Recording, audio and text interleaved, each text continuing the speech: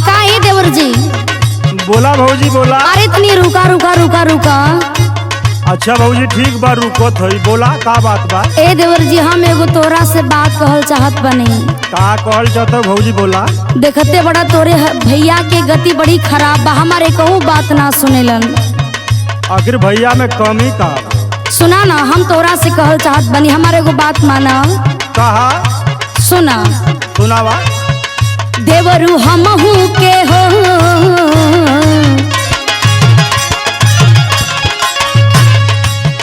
देवरू हमहू के साथ में लियाई चला, पीछे बैठाई चलाना। अच्छा ये बात है। हाँ देवर जी ठीक बा ठीक बा।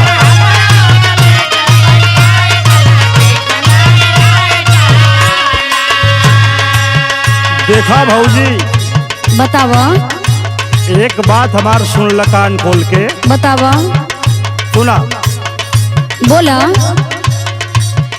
भौजी काहे के हो,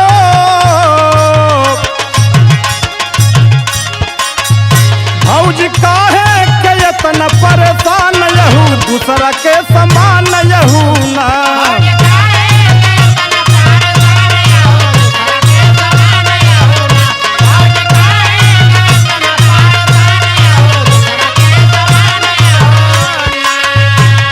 देखा भौजी बतावा। तू दूसरा के मेहरारू हो, दूसरा के धान हो, तो हम कैसे गाड़ी पे बैठाई बतावा। हमार बात सुना ध्यान से, कुल बात छोड़ा। अच्छा जानत बड़ा ना कि हम तोरे भैया से इतना काफी परेशान बनी, इतना ज्यादा परेशान बनी क्यों तो हमार कोनो बातें नहीं सुनेलन। हमार आज बड़ा एगो चीज खाए का मन करता।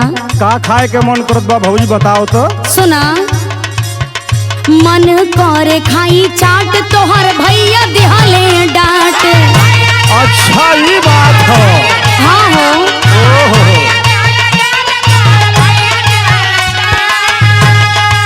यही से हमहू के बड़ा गुस्सा लगता। सुना। मन करे खाई चाट, तोहर भैया देले डांट। सुना। हाट बाट में हो,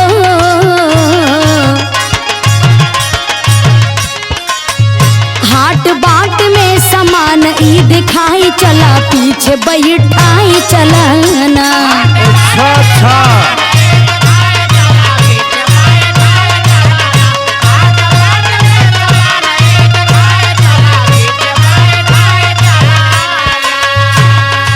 देखा बेटवा मनीष, जितना कुल मेहरारू होली न इस चाट फुल्की पे ज्यादा मन लगल है। अरे देवर जी कुल बकवास मत करो। अरे बकवास करत हई, कुल ही मेहरारू को अपने दुल्हा से परेशानी है। अब का बताई, अब वहीं तक हमार बियाह ना भइल भौजी बचल है। अच्छा अच्छा तो बियाह करबो मत करिए। ई तोर बात सुन के ना हाँ हाँ। हमारे मन में कुछ कहे के दिल करत बा। सुना। कहा ना कहा। भैया के बूझा परेशानी, घर में नाही फूट कानी। माने कुछ तो ही जानत बड़ा। अरे हम जानब ना, हमार भाई हम। अरे देवर जितनी परेशानी बुझा। भौजी तू आज अइलू, हम भैया के बहुत पहले ही से जानत है। उनके बारे में जितना हम जानब उतना तू न जानबू। अच्छा अच्छा तो भाइये वाली न बतियेबा। सुना सुना। बतावा। भैया के बूझा परेशानी, घर में नाही फूट कानी।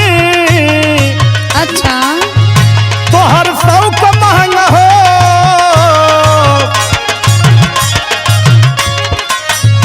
तोहर शौक महंगा, खर्चा के दुकान यहू, दूसरा के सामान यहू ना।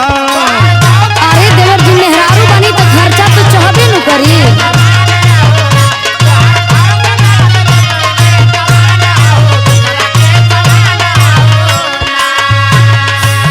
सुना भौजी।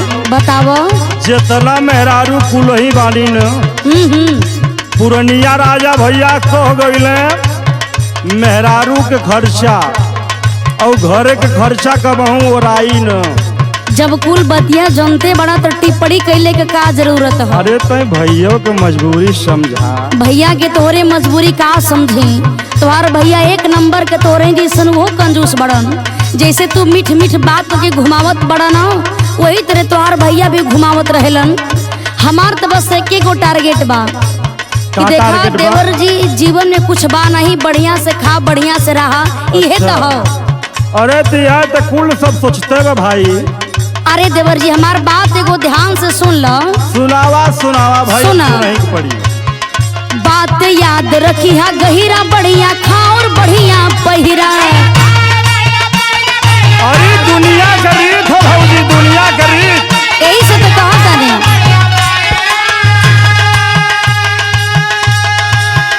बात याद रखी है, गहिरा बढ़िया खा और बढ़िया पहिरा।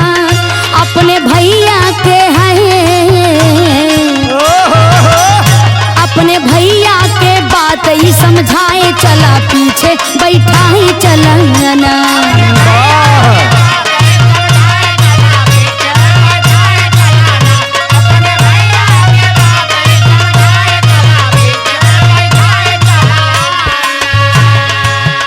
भौजी जैसे तय जिद करत है।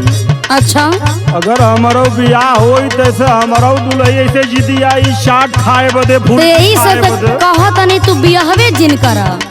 अब भाई हम के ढुकू भैया लगो सब बियाह ना करे के चाहिए। ना यही ते रढ़ुआ बन के जिंदगी भर घूमा। अरे भौजी तू लोग हाईवे कहू तो कौने बात के टेंशन हो, सरवा जिंदगी पार हो जाई। तब काहे करेजा फाटत, चला बाजारे घुमाव। अच्छा चला ठीक बा, लेकिन एक बात हमार सुना। बताव। भैया के संग भौजी जइबू, जवन चाहबू तवन पैबू।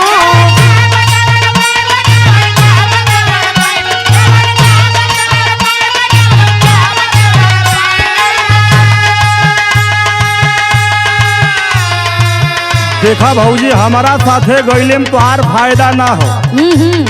बहुत तरफ चाट खिया दे, फूल की खिया दे, लेकिन कुछ ऐसन भी शॉपिंग होला।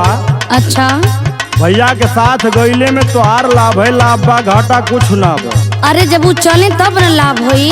भाई हम सिफारिश कोई देत बानी कि तू जाके भैया के साथे मार्केट घुमा। चला ठीक बा। कहना ही है बा। ठीक बा।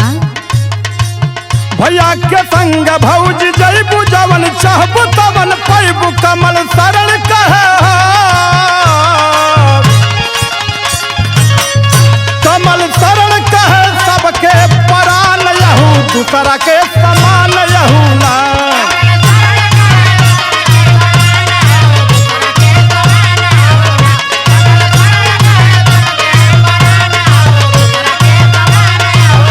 देवरू हमहू के साथ में लिया ही, चला पीछे बैठाई चलना। भौजी काहे के इतना परेशान यहू, दूसरा के समान यहू ना।